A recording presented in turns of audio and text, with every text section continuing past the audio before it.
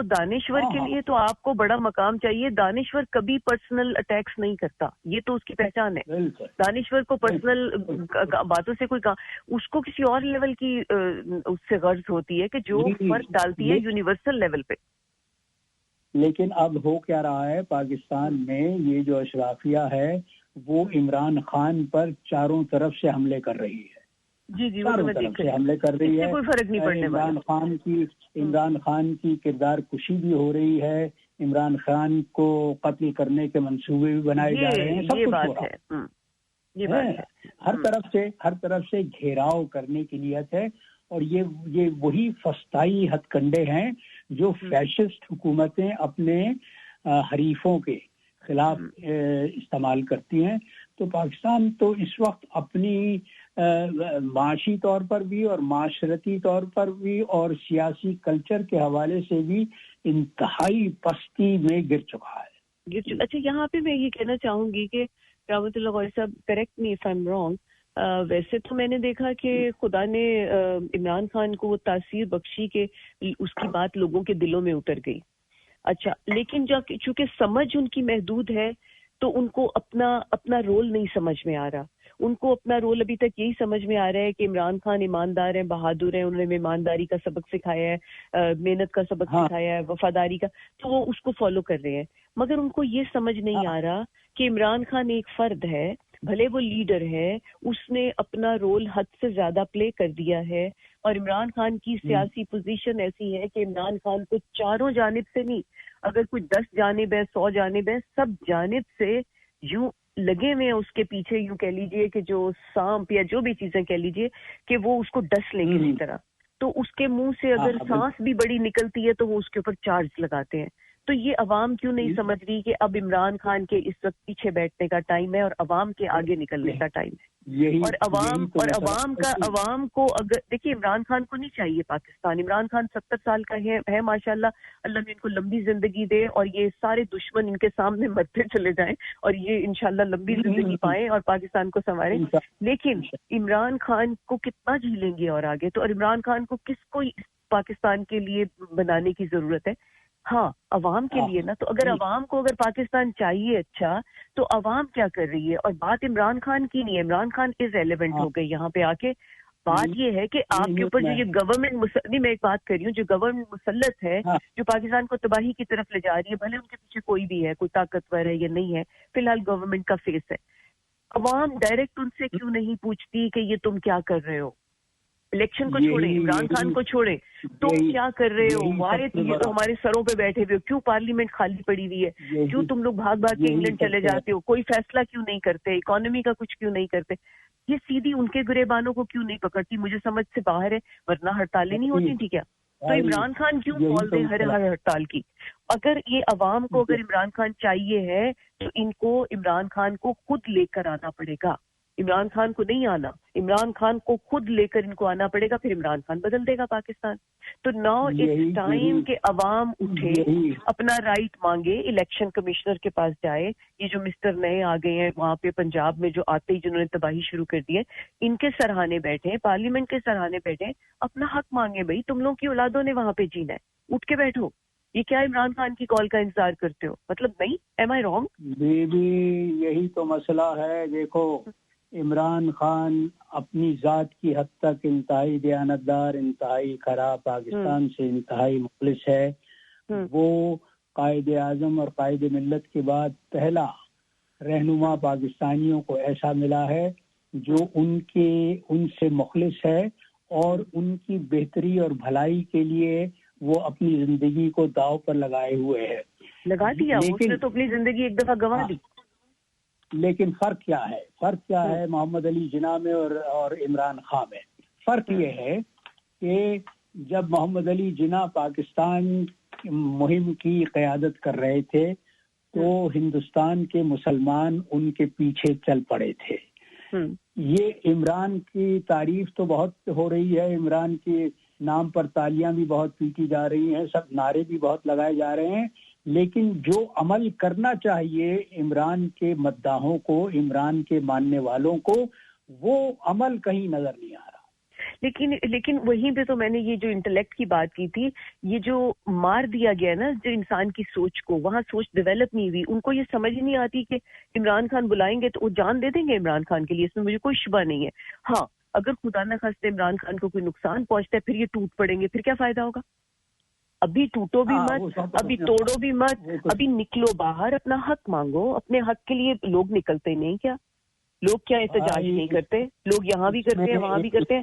Parliament کے سامنے جا کے بیٹھو اور ایسی کی تیسی ان کی الیکشن کیوں نہیں دیتے, یا پھر وہ معیشت سنبھالے نہیں دیتے الیکشن. تو ایک اور عنصر جس کا تم ذکر نہیں کر رہی ہو اور جو بہت زیادہ اس معاملے میں دخیل ہے, وہ ہے پاکستان کا اور خاص طور پہ پنجاب کا جاگیرداری کلچر. جی بالکل. جو رگوں میں بیٹھا ہوا ہے, جو خون میں دوڑ رہا ہے, اور جو یہ کہتا ہے کہ اپنے جو سردار ہے, ہمارا جو لیڈر ہے, ہمارا جو چودھری ہے, اس کی بات ماننا بہت ضروری ہے, اس کے حکم کے خلاف نہیں چلنا ہے. جی بالکل. یہ غلامانہ ذہنیت نا, جی غلامانہ ذہنیت جو ہے وہی تباہ کر رہی ہے, وہی وہ کچھ کرنے سے روک رہی ہے. یہ تو رحمت اللہ غوری صاحب, یہ تو ہم نے اداروں میں بھی دیکھی ہے. یہ چودراہٹ والی جو بات ہے یہ تو اداروں میں بھی ہے. وہ جو بھی مطلب سینئر ہے اس کے ساتھ جونیئر ایسے ہوتا ہے کہ بس گھٹنے پکڑ کے بیٹھ جائے. کیلیبر کی کوئی بات نہیں ہو رہی ہوتی, کیلیبر چاہے 0 ہو اگلے کا, پیچھے بے شک گالی بھی دے لیں مگر ورنہ گھٹنے پکڑ لیں گے. مطلب یہ کیا کلچر ہے, اس میں کوئی خوبصورتی نہیں ہے. کلچر میں یہی کہتا ہوں کہ یہ کلچر, یہ جاگیرداری کلچر, یہ جاگیرداری مزاج جمہوریت کے بنیادی تقاضوں کے خلاف ہے. بالکل خلاف ہے, اندھا لولا ہے نا جی. یہ نہیں ہوتا. تم یہاں پہ دیکھتی ہو کہ یہاں جمہوری کلچر ہے, یہاں کیا ہوتا ہے, یہاں پر وہ بغیر کسی خوف کے ایک عام آدمی کھڑے ہو کے وزیر اعظم سے سوال کر لیتا ہے, جو مرضی اس کو کہہ دیتے ہیں, اس کے اوپر حد عزت کا دعویٰ نہیں لگتا, مطلب اس کے اوپر وہ نہیں ہوتا. وہ کوئی یہ نہیں کہتا کہ یہ توہین ہماری کی گئی ہے. یہاں تو پاکستان میں تو توہین کو تو ہماری جوڈیشری, کرامت اللہ ویسے جوڈیشری یا پھر یہ ہمارا یہ الیکشن کمیشن, یہ لوگ تو 16 سال کی نازک لڑکیاں ہو گئی کہ کسی نے آنکھ اٹھائی نہیں میلی ہو جائیں گی. مطلب حد ہو گئی ان کی. میں یہی کہنے والا تھا کہ دوشیزہ کی عصمت سے زیادہ نازک ہو گئے ہیں یہ ان کی, جیسے ان کی ابا تڑپ اٹھتے نا, اوے میری بیٹی کو کیوں دیکھا. مطلب یہ تو عجیب پاگل ہے. مطلب اپنے آپ کو آپ اونچا اٹھاتے ہو کہ بھی کسی کو میرے اوپر انگلی اٹھانے کا کیوں موقع مل رہا ہے. میں اپنے اوپر غور کروں کہ میرے اندر کیا کمزوری ہے کہ لوگ مجھ پہ انگلیاں اٹھا رہے ہیں. آپ اپنے آپ کو نکھاریں, اپنے آپ کو نکھارنے کی بجائے بندہ چک لو جی, بندہ چک لو جی, ساڑھے تے انگلی نہ چکو, ہم جو مرضی کریں. مطلب کیا یہ انداز ہے بندہ چک. یہاں پہ میں کینیڈین کا وہ پڑھ رہی تھی, میں کینیڈین عدالتوں کا پڑھ رہی تھی کہ حد تک عزت کا یہ وہ نہیں کر سکتے, کیا کہتے ہیں جو بھی کہتے ہیں آپ, یعنی حد تک یا انسلٹ کا. اس میں یہ لکھا ہوا ہے کہ you are too strong to claim this, کہ بھی تمہاری حد تک ہوئی ہے, تم یہ نہیں کہہ سکتے, اس لیے کہ تمہارے پاس اتنی نازک کیوں ہے, تم اتنے اسٹرانگ ہو, تمہارے پاس اتنی طاقت ہے کہ تم نے فیصلے کرنے ہیں. ہاں میک شیور کرو کہ اگر تم سے غلط فیصلے تو ہو سکتے ہیں, اگر تم پہ یہ آواز اٹھ رہی ہے تو تم اس کو مزید اس طرح بہتر بنانے کی کوشش کرو کہ آخر کس کمزوری کی بنا پہ اٹھ رہی ہے, یا پھر کہاں کوئی جسٹیفیکیشن دینے کی ضرورت ہے. اور اگر تم اس کو اگر تم اپناؤ گے کہ تمہارے اوپر اگر کوئی آواز اٹھائے گا تو تم اس کے اوپر دعویٰ کر دو حد تک عزت کا, تو پھر تم کمزور ہو جاؤ گے. کتنی خوبصورتی سے یہی تو جاگیرداری کلچر کی لعنت ہے کہ وہاں پر چودھری یہ سمجھتا ہے کہ اس کے منہ سے نکلا ہوا ہر لفظ نعوذ باللہ خدا کا حکم ہے, اور جو اس کے خلاف بولتا ہے یا جو کوئی تنقید کرتا ہے تو وہ دشمن ہے, اور اس دشمن کو ختم کر دینا بہت ضروری ہے.